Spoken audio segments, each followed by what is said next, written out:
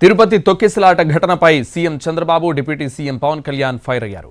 కొంతమంది అధికారులు వారికి అప్పగించిన విధులను సరిగా చేయలేదన్నారు.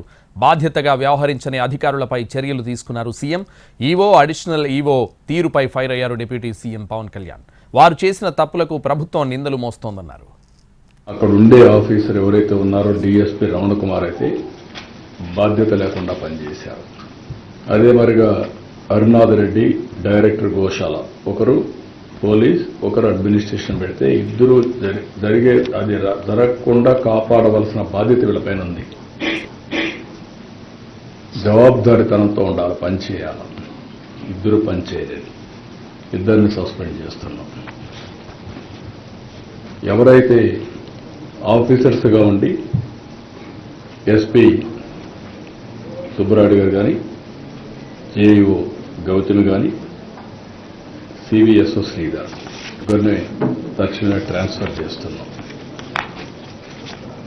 మనమంతా బాధ్యతతో ప్రవర్తించవలసిన వ్యక్తులు. మన వల్ల ఇలాంటి జరిగినప్పుడు వీళ్ళు కూడా బాధ్యత తీసుకోవాల్సిన అవసరం ఉంది. అది కూడా వాళ్ళకి ఇచ్చేస్తాం.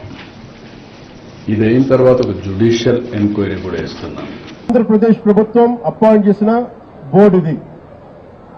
రోజువారీ ఏం జరగాలి, భక్తులకి ఎలాంటి ఇబ్బందులు లేకుండా దర్శన భాగ్యం కలగాలి, దర్శన సౌకర్యాలు కల్పించాలి, ఇది దీని బాధ్యత.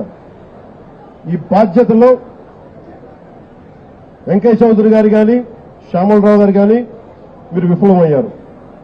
ఈ రోజు మేము వచ్చి గౌరవ ముఖ్యమంత్రి గారు కానీ, కేబినెట్ మంత్రులు కానీ, నేను కానీ మేమందరం వచ్చి ఈ రోజున మీరు సరిగ్గా చేయనందువల్ల మేము తిట్లు తింటున్నాం. ఈ రోజు పోయిన ప్రాణాలను తీసుకురాలేం, జరిగిన గాయాల్ని మాన్పలేం. అక్కడ ఉండే ఆఫీసర్ ఎవరైతే ఉన్నారో